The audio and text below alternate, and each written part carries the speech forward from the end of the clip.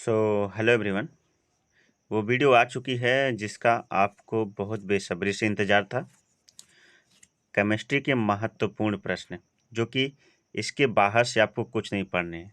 फिर भी मैं एक बार आपको हिंट देता हूं कि 5 चीज़ें जो है मैं आपको नहीं पढ़ाऊंगा, मतलब इसमें नहीं बताऊंगा। इस टाइप 5 तरह के क्वेश्चन जो आपको तैयार करना, उसमें भी कौन से महत्वपूर्ण होंगे आप कमेंट करिएगा, मैं उसके जो है अकॉर्डिंग टू वीडियो बना दूंगा। पहला क्या हम आपको इसमें हमने आपको पढ़ना है खुद से, और वो है आंकिक प्रश्न लगाना, क्योंकि आंकिक प्रश्न जो हम महत्वपूर्ण प्रश्नों में तो लिख नहीं सकते, इसलिए आंकिक प्रश्न यानी सवाल जितने हैं वो आपको लगा के जाना है नोट से, बुक से, सीरीज से। और दूसरा जो है, ध्यान दीजिएगा, आईयूपीएसी नाम।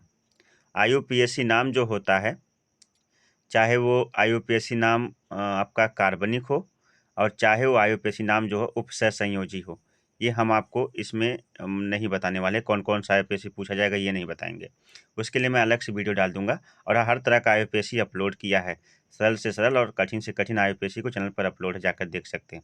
2 चीज़ें हो गई। पहला हो गया क्या, पहला हो गया आंकिक प्रश्न और दूसरा हो गया आईयूपीएसी। तीसरा होता है क्या होता है जब। क्या होता है जब, ऐसे भी प्रश्न इसमें नहीं लिखे गए हैं, ये भी आपको पढ़ना है। और चौथा है कैसे प्राप्त, ये सब रिएक्शंस है ना। और कौन, बहुत सारे आपकी सीरीज खोलेंगे तो पीछे देखेंगे ढेर सारे इस टाइप के रिएक्शन है, और कौन से महत्वपूर्ण है, स्पेशली कौन से आएंगे, ये चीज़ें कहना बहुत मुश्किल हो जाता है। इस कार से हम जो है इस पर ज़्यादा समय ना लेकर के, तो पहला आंकिक प्रश्न आप खुद से पढ़ना आपको। दूसरा आपको जो है, दूसरा आंकिक पहला, और हाँ, दूसरा आपको जो है क्या करना है कि तीसरा देखिए, तीसरा आपको जो है आईयूपीएसी, और चौथा क्या होता है जब कैसे, ठीक है। दूसरा आईयूपीएसी था, वो भी कार्बनिक और अकार्बनिक दोनों की आईयूपीएसी पढ़कर जानी है। कार्बनिक अकार्बनिक का मतलब, कार्बनिक में तो आप जैसे मान लीजिए मेथेनॉल, एथेनॉल, प्रोपेनॉल, या फिर आप जो है मेथेन, एथेन, प्रोपेन पढ़ते हैं। अकार्बनिक में जो है आप क्या पढ़ते हो, अकार्बनिक में आप पढ़ते हो जैसे आप जो है उपसह संयोजी यौगिकों की आईयूपीएसी पढ़ते हो, ठीक है। और फिर उसके बाद क्या होता है जब कैसे प्राप्त करेंगे, क्या होता है जब और कैसे प्राप्त करेंगे। और जितने न्यूमेरिकल्स हैं, वैसे न्यूमेरिकल के लिए मैं हिंट अंदर दूंगा, लेकिन जितने न्यूमेरिकल्स हैं, कौन न्यूमेरिकल्स भी आपको सारे ट्राई करके जाने हैं। इतनी चीज़ें आपको ट्राई करके जानी है। बाकी बाकी इसके अतिरिक्त और ये चीज़ें थोड़ा कम आती भी हैं, लेकिन फिर भी बहुत आती हैं, ठीक है। आप जानते क्या होता है जब कैसे प्राप्त करेंगे, ये बड़े महत्वपूर्ण प्रश्न होते हैं। और कौन सा पूछ देगा ये तो डन रहता नहीं है, ठीक है। और दूसरी चीज़ है कि आईयूपीएसी कैसा पूछेगा। आईयूपीएसी उपसंयोजी भी पूछता है और आईयूपीएसी कार्बनिक भी पूछता है, इसलिए जी ठीक है। और आंकिक प्रश्न आप लगा लीजिएगा, ट्राई कर लीजिएगा, और उसके और न्यूमेरिकल्स जितने हैं आप उसको ट्राई कर लीजिएगा, ठीक है। आइए अब आपको बताते हैं कि इससे बाहर से कुछ भी नहीं पढ़ना, 70 में 70 आपका आएगा। और इतनी बातें आपको बताए, इस बात को भी आपको क्लियर करना है कि ये चीज़ें सर जो है बता रहे हैं। हाँ, इन 5 चीज़ों में यदि आपको कोई भी टॉपिक समझ में नहीं आता है तो आप कमेंट बॉक्स में लिख दीजिएगा, मैं उसके अकॉर्डिंग वीडियो बना दूंगा। इसके अतिरिक्त आपको जो कुछ पढ़ना हो मैं बता रहा हूँ। सबसे पहले तो आपको क्या पढ़ लेना है, सबसे पहले आपको पढ़ना ठोस अवस्था से क्रिस्टलीय तथा अक्रिस्टलीय ठोसों में अंतर तैयार कर लेना है। क्रिस्टलीय तथा अक्रिस्टलीय ठोसों में अंतर। सेकंड आपको तय करना है एकक कोष्ठिका या यूनिट सेल की इस यूनिट सेल को आद्य कोष्ठिका भी कहते हैं, का सचित्र वर्णन करना है, का सचित्र वर्णन करना है। अगला है एकक कोष्ठिका के अवयवी कणों की संख्या ज्ञात करनी है आपको। अब आप सोचो कि मैंने फिजिक्स का जो मॉडल पेपर गेस किया था कि ये क्वेश्चन आएंगे, उसमें डायरेक्टली 10 क्वेश्चन फंसे हैं, तो फिर तो मैं केमिस्ट्री पढ़ाता हूँ और मैं केमिस्ट्री का टीचर हूँ, तो इसमें क्या जलवा होगा। ध्यान दीजिएगा, इससे सारे प्रश्न हूबहू आ जाएंगे, आपको बाहर से खोजने की ज़रूरत नहीं पड़ेगी, ठीक है। इसलिए आप बहुत ध्यान से देखिए इन सभी प्रश्नों को अपने सीरीज से। मैंने बताया था ना 5-5 ऑप्शन आपके पास। सबसे पहले आपकी बुक है, फिर आपकी सीरीज है, फिर आपकी नोट्स है, फिर आपके टीचर्स हैं, और जब सबसे लास्ट में टीचर्स के बाद एक और है आपके गूगल्स हैं। और जब सब भी नहीं कर, जब सब फेल हो जाते हैं तो हम हैं, ठीक है। चलिए, वैसे आपके टीचर बहुत टैलेंटेड है, फेल नहीं होंगे, चिंता मत करिए। और सर जो होते हैं उनके पास सब कुछ होता है, ठीक है, सारे नॉलेज होते हैं, कहीं ना कहीं से खोज के बता देंगे। उसके बाद रिक्तियाँ किन्हें कहते हैं और कितने प्रकार की होती हैं। रिक्तियाँ किन्हें कहते हैं, कितने प्रकार की होती हैं। संकुलन क्षमता किसे कहते हैं और कैसे ज्ञात की जाती है, ठीक है। संकुलन क्षमता कैसे ज्ञात की जाती है। एससीसी, बीसीसी तथा एफसीसी की संकुलन क्षमता ज्ञात करना, ये आपने पढ़ा होगा। एससीसी, बीसीसी तथा एफसीसी की संकुलन क्षमता ज्ञात करना आपने बहुत अच्छी तरह से पढ़ा होगा। किसी भी क्रिस्टल, चाहे वो एससीसी हो, चाहे बीसीसी हो, चाहे एफसीसी के लिए आर स्मॉल आर यानी त्रिज्या तथा उसकी भुजा ए में संबंध, ठीक है। त्रिज्या तथा उसकी भुजा ए में संबंध, आर तथा ए के मध्य संबंध आपने न्यूमेरिकल लगाया होगा, उस सभी न्यूमेरिकल ट्राई कर लीजिएगा। उसके बाद नेक्स्ट है साल्टकी दोष तथा फ्रैंकल दोष में अंतर बताइए। किसे कहते हैं साल्टकी दोष और किसे कहते हैं फ्रैंकल दोष, इसमें आपको अंतर स्पष्ट करना। अगला है 8वां क्वेश्चन, धातुओं में बैंड सिद्धांत क्या है। धातुओं में बैंड सिद्धांत क्या है, ठीक है। धातुओं में बैंड सिद्धांत क्या है। अगला है डोपिंग क्या तथा संक्षारण किसे कहते हैं, बताइए। डोपिंग किसे कहते हैं और संक्षारण किसे कहते हैं, आपको विस्तार पूर्वक लिख कराना है। उसके बाद है मोलरता और मोललता तथा मोल अंश समझाइए। मूल अंश को मूल प्रभाज भी कहते हैं, तो मोलरता और मोललता तथा मूल अंश को भी समझाना आपको। नेक्स्ट है 11वां क्वेश्चन, नष्ट समीकरण लिखिए। इंपॉर्टेंट, मोस्ट इंपॉर्टेंट है नष्ट समीकरण, तो लिखने को आता है, ठीक है। अब सुनिएगा ध्यान से, आप मेरी बात सुन लीजिए। वीडियो पसंद आ रही हो तो ज़रूर लाइक कर लीजिए और चैनल पर नए हैं तो सब्सक्राइब कर लीजिए और ज़्यादा से ज़्यादा इसे अपने दोस्तों तक शेयर करिए। हर ग्रुप में वीडियो को शेयर करिए, क्योंकि अपने सभी दोस्तों तक शेयर करिए, सभी ग्रुप में शेयर करिए। जो भी आपका 12th के विद्यार्थी जो एग्ज़ाम दे रहे हो, उनका जो भी ग्रुप हो उसमें जरूर इसको शेयर करिए, जिसी ग्रुप, और वहाँ पे शेयर कर कर जो है सभी से चैनल सब्सक्राइब करने को ज़रूर बोलें, ठीक है। क्योंकि आप हमारे साथ जुड़ेंगे तो हम आपके सपोर्ट में हमेशा खड़े रहेंगे, ठीक है। अगला है कोलराउस का नियम बताइए। कोलराउस का नियम जानते हैं आप, हर साल पूछा जाता है, महत्वपूर्ण। जितने प्रश्न लिख कर आया हूँ इसके बाहर से कुछ पढ़ने की ज़रूरत नहीं है। जो पढ़ने की ज़रूरत है मैं बता चुका हूँ। 5 चीज़ें पढ़ने की ज़रूरत है। सवाल लगाना है, IUPAC पढ़ना है, क्या होता है, कैसे होता है, ये वाला, और कैसे प्राप्त करेंगे। और अगला जो है आपको क्या पढ़ना, न्यूमेरिकल्स आपको खुद देखने, ठीक है। आगे देखिए, अभिक्रिया की कोटि, प्रथम कोटि की अभिक्रिया, द्वितीय कोटि की अभिक्रिया, तृतीय कोटि की अभिक्रिया आपको पढ़ लेना है। उन पर जितने भी व्यंजक हैं उनको लगा न्यूमेरिकल्स, इससे संबंधित जो न्यूमेरिकल्स है लगा लेने, ठीक है। और थोड़े बहुत सवाल ट्राई कर लेने हैं। अभिक्रिया की कोटि, जो प्रथम कोटि की अभिक्रिया, शून्य कोटि की अभिक्रिया है, ठीक है। और जो है द्वितीय कोटि की अभिक्रिया, इसको ट्राई कर लीजिएगा, ठीक है। अगला है एंजाइम तथा उत्प्रेरक में अंतर बताइए। एंजाइम किसे कहते हैं और उत्प्रेरक किसे कहते हैं, इसमें अंतर स्पष्ट करना है। उसके बाद एक कोलाइडी निकाय पर, कोलाइडी विलयन किसे कहते हैं। कोलाइडी निकाय पर आ जाते हैं। कोलाइडी विलयन किसे कहते हैं, निलंबन क्या होता है, ठीक है, या और क्रिस्टलाभ क्या होता है, क्रिस्टलॉइड क्या होता है, ये सब पढ़ के जाइएगा। तो आगे है पेप्टीकरण किसे कहते हैं। पेप्टीकरण पढ़ लीजिएगा खोज के, पेप्टीकरण किसे कहते हैं। और कोलाइडी कणों का टिंडल प्रभाव पढ़ना है, बहुत इंपॉर्टेंट है टिंडल प्रभाव। टिंडल प्रभाव बहुत बार पूछता है। अपोहन तथा वैद्युत अपोहन तथा स्कंदन बताना है। अपोहन पढ़ लीजिएगा, वैद्युत अपोहन पढ़ लीजिएगा और स्कंदन खोज के पढ़ लीजिएगा और सभी को तैयार कर लीजिएगा। बहुत सारा समय है आपके पास, बार बार वीडियो को देखिए, स्क्रीनशॉट ले लीजिए, सारे टॉपिक को खोज कर कहीं कहीं से पढ़ जाइए। आज के क्वेश्चन कल के क्वेश्चनों से ज़्यादा हैं। कल 51 क्वेश्चन गेस किए गए थे जिसमें 10 फंसे थे, और मैंने कमी ज्ञात की क्यों 10 ही क्यों फंसे, सब क्यों नहीं फंसे। तो आज जो है मैंने ऐसा मॉडल तैयार किया कि सब 10 नहीं फंसेंगे बल्कि सब के सब फंसेंगे, और सब फंसेंगे तो जो है मज़ा आ जाएगा पेपर में, ठीक है। तो उसको, लेकिन ऐसे मज़े को लेने के लिए आपको करना क्या पड़ेगा, आपको 2 काम करना पड़ेगा, मैं आपको बता देता हूँ। पहला तो आपको उन सभी चीज़ों को जो भी यहाँ पे बताया जा रहा है सबको बहुत बेहतर तरीके से तैयार कर लेना है, ठीक है। अभी आपके पास 1-2 दिन का समय है, बहुत ही बेहतर तरीके से उस टॉपिक को तैयार कर लीजिए। और मैं जो आपको दूसरा काम बता रहा हूँ वो आपको क्या करना है, चैनल को लाइक करना है, सब्सक्राइब करना है और इसे अपने दोस्तों तक शेयर करना है। और मेरा एक दूसरा यूट्यूब चैनल है, मैं आपको बार बार बताता चल रहा हूँ, उसका नाम है लीगल 24 अड्डा। लीगल 24 अड्डा, ध्यान दीजिएगा, लीगल 24 अड्डा। इसका लिंक मैं डिस्क्रिप्शन में दे दूंगा, इसको भी जाकर सारे छात्र, सारे स्टूडेंट सब्सक्राइब कर लें, क्योंकि यहाँ पर कानूनी विवाद संबंधी जानकारियाँ मिलती हैं। तो मैं इसे सब्सक्राइब, आप जो है, मैं इसका लिंक डिस्क्रिप्शन में दूंगा, इसको भी सपोर्ट करके सब लोग ज़रूर सब्सक्राइब करो, ठीक है।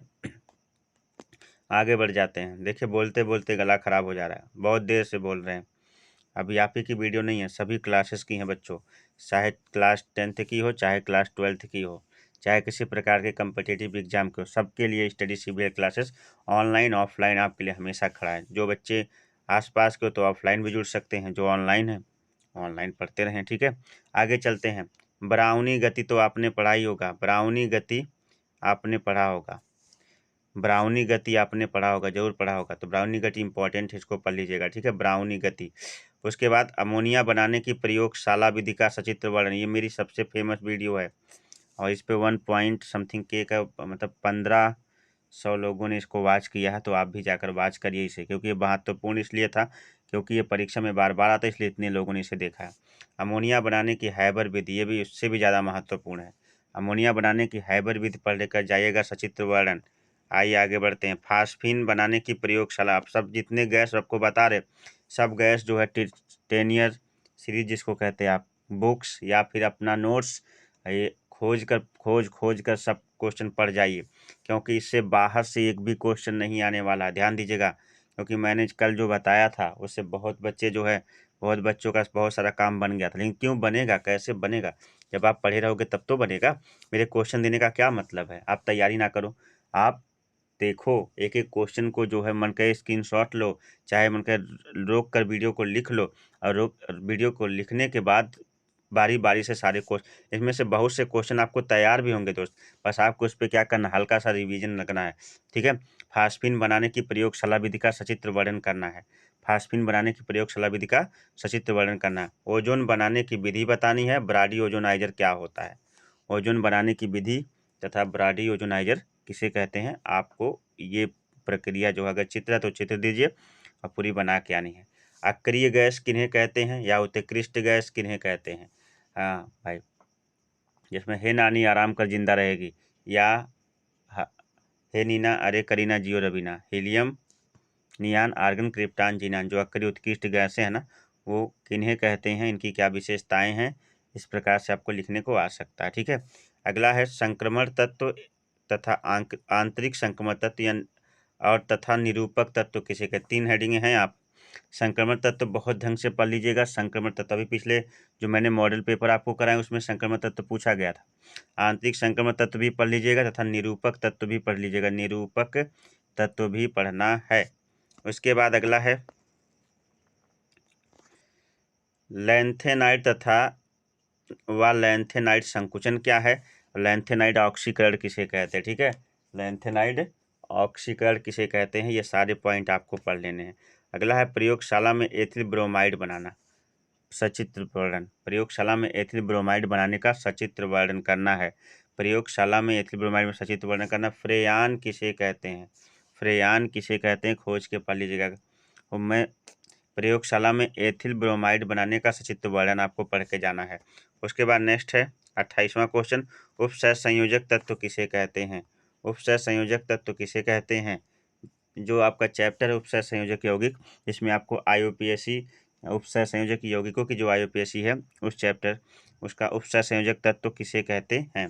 अगला है लिगेंड्स क्या होते हैं, लिगेंड्स में क्या क्या पढ़ना है, ध्यान सुनिएगा, मैंने लिखा नहीं है लेकिन सुन लीजिए।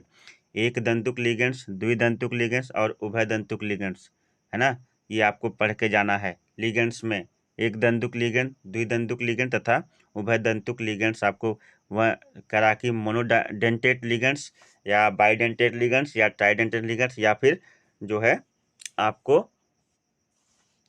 सब पढ़ के जाना है। उसके बाद द्विक लवण किसे कहते हैं, केंद्रीय धातु परमाणु क्या होता है, ये आपको जो है पढ़कर जाना है। द्विक लवण किसे कहते हो, केंद्रीय धातु परमाणु क्या होता है, ये आपको पढ़कर क्या करना है, परीक्षा देने जाना है। आइए देखते हैं कौन कौन सी गैसें तैयार करनी, और सारी गैसें चैनल पर अपलोड हैं। चैनल पर जाकर सभी गैसें से क्लोरोफार्म बनाने की प्रयोगशाला विधि का सचित्र वर्णन स्टडी CBL क्लासेस आपके इसी चैनल पर अपलोड है। फार्मेल्डिहाइड बनाने की प्रयोगशाला विधि इसी चैनल पर अपलोड है। क्लोरीन बनाने की डीकन विधि इसी चैनल पर अपलोड है। नाइट्रिक अम्ल बनाने की ओस्टवाल विधि इसी चैनल पर 100% अपलोड है। उसके बाद सल्फ्यूरिक अम्ल बनाने की संपर्क विधि इसी चैनल पर अपलोड है। एसीटोन बनाने की प्रयोगशाला विधि इसी चैनल पर अपलोड है, देख लीजिए मैं किसकी बात कर रहा हूँ। उसके बाद फार्मिक अम्ल बनाने की प्रयोगशाला विधि इसी चैनल पर अपलोड है, सब अपलोड है, सब अपलोड है। देख लीजिए क्या क्या है, क्लोरोफार्म बनाने की प्रयोगशाला विधि, फॉर्मेल्डिहाइड बनाने की प्रयोगशाला विधि, क्लोरीन बनाने की डीकन विधि, नाइट्रिक अम्ल बनाने की ओस्टवाल्ड विधि, सल्फ्यूरिक अम्ल बनाने की संपर्क विधि, सल्फ्यूरिक अम्ल बनाने की संपर्क विधि। लेकिन दोस्त आपसे एक बात कहना चाहता हूँ, पॉइंट तो महत्वपूर्ण दे रहा हूँ, आगे का काम आपके लिए बड़ा मेहनत भरा काम है। आपको सारे पॉइंट जो है, सारे गैसें आपको तैयार रखनी है। अभी तो इसमें मैं आपको 76 क्वेश्चन देने वाला हूँ, 76 क्वेश्चन। और 76 क्वेश्चन को जिस बच्चे ने हूबहू तैयार कर लिया, गारंटी लेता हूँ कि उसे जो है केमिस्ट्री में कोई 95 प्लस रोक नहीं पाएगा, चाहे वो कुछ भी कर ले, ठीक है। लेकिन उसके साथ साथ थोड़ी सी मेहनत आपकी भी लगेगी कि आपको सवाल पे ट्राई करना है, सवाल लगाना है, आपको न्यूमेरिकल पे ट्राई करना है, आपको आईपीएससी पे ट्राई करना, और वो रिएक्शन जो पीछे वाले हैं, क्या होता है जब या कैसे प्राप्त करोगे, इस पे आपको ट्राई करना है। यदि इसमें भी आपको कोई प्रॉब्लम आ रही है तो आप कमेंट बॉक्स में लिख कर बताइएगा, मैं उस पर भी वीडियो बना दूंगा, ठीक है। Don't worry. आगे बढ़ते हैं। अगला है सल्फ्यूरिक अम्ल बनाने की संपर्क विधि है, ये हो गया। एसीटोन बनाने की प्रयोगशाला विधि, फार्मिक अम्ल बनाने की प्रयोगशाला विधि। उसके बाद नेक्स्ट है सिरका निर्माण या एसिटिक अम्ल निर्माण की विधि, सिरका निर्माण या एसिटिक अम्ल निर्माण की विधि। आइए अब कार्बोहाइड्रेट्स किसे कहते हैं, कार्बोहाइड्रेट्स किसे कहते हैं। अगला है साबुनीकरण क्या होता है, साबुनीकरण आपको पढ़कर जाना है। प्रोटीन किसे कहते हैं, प्रोटीनों के प्रकार भी अगर होगा, कार्बोहाइड्रेट तथा कार्बोहाइड्रेट्स के प्रकार, जैसे सरल कार्बोहाइड्रेट होता है, जटिल कार्बोहाइड्रेट्स होता है ना, वो आपको पढ़कर जाना है। डीएनए फिंगरप्रिंटिंग क्या है, डीएनए फिंगरप्रिंटिंग क्या है, बायोलॉजी वाले समझते होंगे। डीएनए फिंगरप्रिंटिंग क्या है, इसके खोजकर्ता कौन है, किस काम में आती है डीएनए फिंगरप्रिंटिंग। उसके बाद आरएनए तथा डीएनए में अंतर सभी को लिखना है, आरएनए तथा डीएनए में अंतर सभी को लिखना है। एक तो मान लीजिए कि मैंने गेस किया था, उसके बाद जो क्वेश्चन मुझे बाद में याद आए हैं, और अभी आपके जो वेटेज बढ़ाएंगे महत्वपूर्ण, नहीं तो आप वो क्वेश्चन फिर से देखो, महत्वपूर्ण क्वेश्चन है। क्रिस्टल तंत्र के प्रकार बताइए, क्रिस्टल तंत्र के प्रकार, यानी जो क्रिस्टल तंत्र होता है वो कितने प्रकार का होता है। पराशर दाब निर्धारण की बर्कले और हर्टले विधि बताइए, पराशर दाब के निर्धारण की बर्कले और हर्टले विधि आपको लिख कर आनी है, ठीक है। आगे बढ़ते हैं। इलेक्ट्रोड विभव तथा मानक इलेक्ट्रोड विभव किसे कहते हैं, इनसे जुड़े हुए न्यूमेरिकल पढ़ लीजिएगा। इलेक्ट्रोड विभव तथा मानक इलेक्ट्रोड विभव किसे कहते हैं, इनसे जुड़े न्यूमेरिकल पढ़ लीजिएगा। और साथ ही साथ जो है न्यूमेरिकल पढ़ने के साथ साथ जो है चैनल को लाइक और सब्सक्राइब भी कर दीजिएगा, ठीक है। उसके बाद क्या है, वैद्युत रासायनिक श्रेणी किसे कहते हैं, वैद्युत रासायनिक श्रेणी किसे कहते हैं, इसको भी पढ़ लीजिएगा। न्यूमेरिकल होंगे तो लगा लीजिएगा, एग्जाम्पल होंगे तो भी याद कर लीजिएगा। उसके बाद स्वर्ण संख्या क्या होती है, स्वर्ण संख्या मोस्ट इंपॉर्टेंट है, बहुत बार पूछा गया, स्वर्ण संख्या क्या होती है, ठीक है। इसको लिखिएगा, इसके एग्जाम्पल आप दे दीजिएगा। द्रव स्नेही कोलाइड और द्रव विरोधी कोलाइड क्या होते हैं, इसके एग्जाम्पल के साथ लिखना है। द्रव स्नेही कोलाइड तथा द्रव विरोधी कोलाइड को एग्जाम्पल के साथ लिख कर आना है। अगला है स्कंदन का हर्डी सुलझे नियम, स्कंदन का हर्डी सुलझे नियम आपको लिख कर आना है, स्कंदन का हर्डी सुलझे नियम आपको लिख कर आना है, ठीक है। एक वीडियो में सारे कंसेप्ट क्लियर हो रहे हैं। आगे चलते हैं। सल्फर डाइऑक्साइड गैस के निर्माण की प्रयोगशाला विधि, सल्फर डाइऑक्साइड गैस के निर्माण की प्रयोगशाला विधि चैनल पर अपलोड है भाई, अपलोड है ये सल्फर डाइऑक्साइड के निर्माण की प्रयोग, बहुत आसान शब्दों में। अगला है बर्कलैंड और आइड विधि, बर्कलैंड और आइड विधि आपको पढ़ के जाना है। अगला है हाइड्रोक्लोरिक अम्ल निर्माण की प्रयोगशाला विधि, चैनल पर अपलोड है, पढ़ लीजिएगा। व्यंजक चूर्ण बनाने की विधि, इसके उपयोग आदि जो है चैनल पर अपलोड, इसको भी जाके पढ़ लीजिएगा। उसके बाद बर्नर का सिद्धांत, बर्नर का सिद्धांत ये उपसय संयोजी यौगिक वाले चैप्टर से है, नहीं आएगा तो कमेंट बॉक्स में बताइएगा, मैं इसके ऊपर वीडियो बना दूंगा। जेट सैफ का नियम, जेट सैफ का नियम क्या है, ठीक है, इसे भी पढ़कर जाइएगा। 51 55 पर आ चुके हैं। कार्बनिक हैलोजन यौगिक की संरचना, कार्बनिक हैलोजन यौगिक की संरचना, इसको भी पढ़ लीजिएगा। अगला हैलो एल्केनों को बनाने की विधि, हैलो एल्केनों को बनाने की विधि आपको पढ़कर जाना, ठीक है। हैलो एल्केनों को बनाने की विधि आपको पढ़कर जाना है। अब यहाँ से महत्वपूर्ण है, राइमन टीमन अभिक्रिया पढ़ लीजिएगा, कार्बिल एमीन अभिक्रिया पढ़ लीजिएगा, ओर्टेज अभिक्रिया पढ़ लीजिएगा, फ्रीडल क्राफ्ट अभिक्रिया। ये जितनी अभिक्रियाएं मैं बता रहा हूँ ये मोस्ट इंपॉर्टेंट है और इसमें 100% पूछा जाता है। राइमन टीमर अभिक्रिया, कार्बिल एमीन अभिक्रिया, उर्टज अभिक्रिया और फ्रीडल क्राफ्ट अभिक्रिया खोज के पढ़ लीजिएगा। और एक चीज़ और जो मैंने नहीं लिखा, सुन लीजिए, हैलोजनीकरण, सल्फोनीकरण, ठीक है ना, हैलोजनीकरण, सल्फोनीकरण, एमीनीकरण, ये सब जो है आप पढ़ लीजिएगा, ठीक है। ये सब आपको मिलेगा कहाँ पर, बेंजीन टॉपिक में। अगला है क्लोरोबेंजीन बनाने की प्रयोगशाला विधि, क्लोरोबेंजीन बनाने की प्रयोगशाला विधि। उसके बाद फिनाल का लीवर मान अभिक्रिया बताइए, फिनॉल की लीवर मान अभिक्रिया बताइए।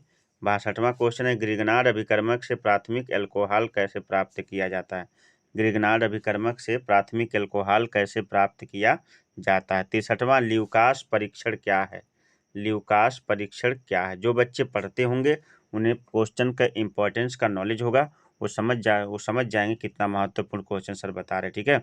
उसके बाद नेक्स्ट है कोल्बे स्मिट अभिक्रिया तथा विलियमसन संश्लेषण अभिक्रिया क्या है, कोल्बे स्मिट अभिक्रिया तथा विलियमसन संश्लेषण अभिक्रिया क्या इंपॉर्टेंट है, पढ़ लीजिएगा, याद कर लीजिएगा, ठीक है। उसके बाद निर्जलीकरण क्रिया किसे कहते हैं, निर्जलीकरण क्रिया किसे कहते हैं, ये भी पढ़ के जाइएगा, निर्जलीकरण क्रिया किसे कहते हैं। आ गए हैं 66 पर, करा कि असममित ईथर या स्मिट अभिक्रिया, सैंडमायर अभिक्रिया आप पढ़कर जाइएगा। असममित ईथर है, स्मिट अभिक्रिया है तथा सैंडमायर अभिक्रिया, ये तीनों पढ़कर आपको जाना है, ठीक है। आगे है एल्कोहल फिनॉल ईथर के उपयोग बताइए, इनमें से किसी का भी आपसे उपयोग पूछ सकता है, जैसे एल्कोहल का उपयोग बताइए, फिनॉल का उपयोग बताइए या ईथर का उपयोग बताइए, तो इनमें आपको क्या करना है, इनके उपयोग आपको लिख कर आना है। आगे है एथेनॉल बनाने की औद्योगिक विधि बताइए, एथेनॉल मतलब जो शराब होती है, शराब एथिल अल्कोहल बनाने की क्या करना है, औद्योगिक विधि बताना है। आगे है फिनॉल अम्लीय क्यों होते हैं, जबकि फिनॉल में तो OH जुड़ा होता है, ऑल होता है, ऑल जितने होते हैं वो क्षारीय होते हैं, लेकिन आपसे पूछ रहा है कि फिनॉल अम्लीय क्यों होते हैं, इसको आपको पढ़ कर आना है, ठीक है, पढ़कर जाना है परीक्षा में, याद करके जाना परीक्षा में और लिखना है। आगे डाई एथिल ईथर बनाने की विधि, डाई एथिल ईथर बनाने की विधि आपको पढ़कर जाना है। उसके बाद है कैनिजारो अभिक्रिया, महत्वपूर्ण है कैनिजारो अभिक्रिया, वेरी इंपॉर्टेंट है कैनिजारो अभिक्रिया, तो कैनिजारो अभिक्रिया आपको पढ़कर जाना है। अगला है, चैनल पहले तो लाइक कर दीजिए, वीडियो को ज़्यादा से ज़्यादा लाइक पहुंचाइए। अगला है प्रयोगशाला में एथिल एमीन बनाने की विधि, प्रयोगशाला में एथिल एमीन बनाने की विधि। और उसके बाद कार्बिल एमीन अभिक्रिया किसे कहते हैं, कार्बिल एमीन अभिक्रिया किसे कहते हैं। 74वां क्वेश्चन है मॉलिस परीक्षण क्या होता है, लिखिए। और उसके बाद 75वां है फेलहिंग विलयन किसे कहते हैं। और 76वां है न्यूक्लिक अम्ल किसे कहते हैं, ठीक है, न्यूक्लिक अम्ल किसे कहते हैं, ये पढ़कर जाना है। और मैं 5 बातें फिर मैं आपको बता रहा हूँ। नंबर एक है कि सवाल आपको ट्राई करके जाना है, सवाल इसमें नहीं दिया गया है। नंबर 2, जितने भी न्यूमेरिकल्स हैं, न्यूमेरिकल्स 5 चैप्टर है ना इलेक्ट्रोकेमिस्ट्री शुरू से, इस न्यूमेरिकल्स को आपको ट्राई करके जाना है।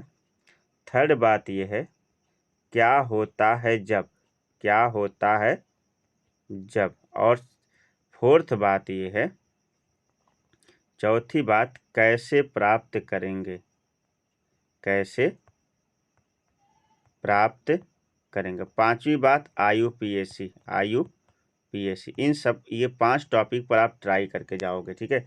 इनसे भी अगर आपको कोई चीज़ नहीं आ रही है तो दोस्त आप जो है कमेंट बॉक्स में लिखकर पूछ सकते हैं, मैं हर एक टॉपिक को जो है बताने के लिए तैयार हूं। मैं हमेशा आपके सपोर्ट में रहूंगा, आपके साथ हूं। जब हम हैं तो क्या गम है, लेकिन जितना टॉपिक आपको दिया इतने टॉपिक को तैयार कर लिया, तो इसमें से ही आपके जो है 50+ जो है जो फंस जाएंगे, ठीक है। तो इस टॉपिक का स्क्रीनशॉट ले लीजिए या इस टॉपिक को जो है रोक कर लिख जाइए वीडियो को। फिर हम आपसे जो है नेक्स्ट वीडियो में मिलते हैं, जो कि आपका अगला पेपर होगा, किस चीज़ का है, इंग्लिश का। इंग्लिश के पेपर के साथ मिलते हैं। इंग्लिश का पेपर वैसे मैंने अपलोड कर दिया था, पेपर आउट हो गया तो उसमें हमारी क्या गलती हो सकती है, लेकिन फिर भी ये फिजिक्स और केमिस्ट्री ये दोनों तो आपके गड़बड़ होने नहीं दूंगा, चाहे कुछ भी हो जाए, ठीक है। तो यहाँ से आप जो है वीडियो को रोक कर भी आप क्वेश्चन को लिख सकते हैं या आप स्क्रीनशॉट ले सकते हैं, आपकी मर्जी है, ठीक है। तो चलिए, आप सबसे पहली बात तो ये है कि हमारी शुभकामनाएं आपके साथ है, आपका पेपर मंगलमय हो, केमिस्ट्री का, रसायन विज्ञान का। Best of luck. और दूसरी चीज़ है कि लक बेस्ट नहीं होता है, उसे बनाना पड़ता है, उसके लिए मेहनत लगती है। ठीक है, तो किसी को बेस्ट ऑफ लक बोलना है तो मत बोलिए, उनसे कहिए कि लक किसी सबका बेस्ट हो, लक बेस्ट होता नहीं है, लक को बेस्ट बनाना पड़ता है। ठीक है, तो आप भी अपने लक को बेस्ट बनाइए। कैसे बनाएंगे? मेहनत करके बनाएंगे। सारी चीज़ों को जो जो दी क्वेश्चन दिए उन सभी को तैयार कर कर जाइएगा, और इसमें से एक भी क्वेश्चन छूटने ना पाए। ठीक है, और परीक्षा की सबसे बड़ी बात होती है, परीक्षा में एक भी क्वेश्चन छोड़ा मत करिए, क्योंकि जिस परीक्षा में जो क्वेश्चन आप छोड़ देते हैं ना, उनका कोई मूल्यांकन नहीं होता है। गलत सही करते हैं तो कुछ ना कुछ मिल जाता है। ठीक है, तो इसलिए कोशिश करिएगा कोई क्वेश्चन छूटे ना, हर क्वेश्चन आप कर जाओ। तो हम आपसे मिलते हैं। हाँ, कोई किसी भी टॉपिक पर आपको वीडियो चाहिए रसायन विज्ञान में, आप तुरंत कमेंट बॉक्स में लिखिएगा, मैं उस टॉपिक को समझाने का पूरा पूरा प्रयास करूँगा। ठीक है, तो मिलते हैं एक नई वीडियो के साथ, तब तक के लिए आप सभी को नमस्कार, बाय बाय, जय Hind, have a nice day, आपकी परीक्षा मंगलमय हो।